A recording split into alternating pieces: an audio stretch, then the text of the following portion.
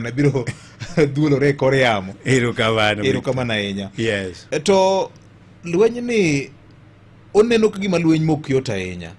Be ineno ka nitiere gima oluongo ni goodwill kuom sirikal kuom konyo e sekta ma osebedo ka en siro mar yuto mar oganda mang'eny ne. Victor, anyalo wacho ni Tend William Samoei Ruto nitiere kod goodwill. Kama nitie the missing link en wabunge magwa. Anyalo wacho mokaluor makende ni e kambe gi mosebedo gi gope. Nzoia Sugar Company mantiere Western ose chul pesa gop joptich gi jopur mang'eny moloyo Chemelil, Muhoroni kod Soni. Nzoia ema osebedo gi loan mang'eny mogik. To every time sirkande go duto, obed sirkan Moi, obed sirkan Mwai Kibaki, obed sirkan Uhuru Kenyatta, obed sirkan Dr. William Samoei Ruto, Victor, wabunge ma Western duto wuok ka kedo ne Nzoia. Kendo gigolo pesa ne jopur gi jotich. To kochopo magwa mag Chemelil, Muhoroni kod Soni kika wuondi, wan kaka jotend jopur niang' wasetimo mwanyalo. To nitie part makoro yengo nikech dwaro support magwa bunge. Anyalo paro ni ka Muhoroni ne dhie maintenance to ne gikwayo pesa mar maintenance. Victor ni okuyot. The former engineer manager of Francis Ooko an mana wuotho go one by one moyudo pesa manotim go maintenance partly in Muhoroni. Okay. Pesa mo chieng' moro duogo mondo wachak wadhie mar ariyo.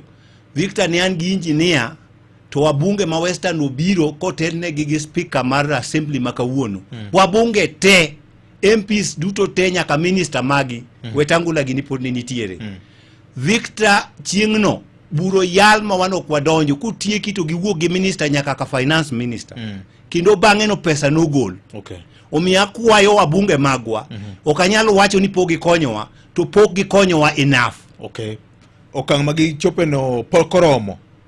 Awacho kendo anuoyo ni an nyoche watimo gigi te mokonwa ni mondo koro wuoth mwadwaro mondo wachop go ofis ker nyaka wadhi wamany our local leaders. Okay. Akawo thuolo mara madhi e ofis mjumbe mara Mheshimiwa Onyango Koyo. Kenda wacho kode moora mwadhi wamanyo Jared Okelo.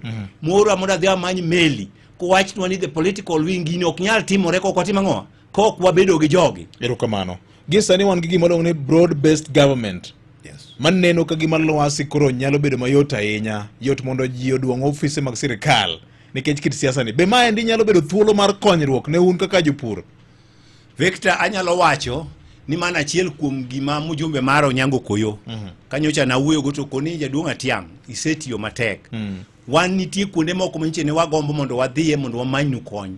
To ne waluor nikech koneni kuno to kiny ini wacho ni ok in ng'ama loyal kendo ibiro goli e party kendo ibiro luongi gi nyinge duto te. Tagone Nyasaye erokamano that waduto te koro wayie ni Ruto, Dr. William Samoei Ruto e ker mar piny mar Kenya kendo nyo waneno ka bendo bang'e nyo paro wa momiyo wa migawo maduong'e mogik.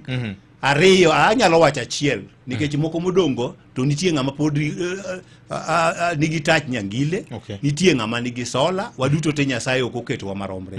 Omiyo chenrowa maduong' kwatieko ma wadwaro kaka jo wabunge mago wadhi rado gi minister mar finance. Okay. Mondo gope mantie machalo mag jutichgi mondo kolo golgi.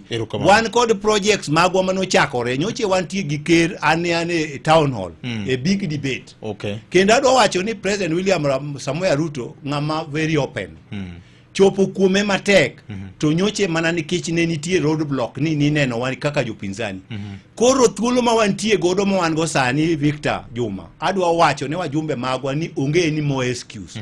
Nyaka wariwre kodgi, nyaka wakonyre kodgi mondo gope ma Chemelil gi Muhoroni gi Soni kendo gine magin gi pesa matin mogik.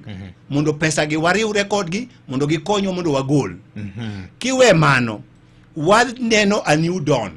A new dawn ni wan kod gimiluongo ni regulations 2023. Yes. Manyo bedo subjected to public participation.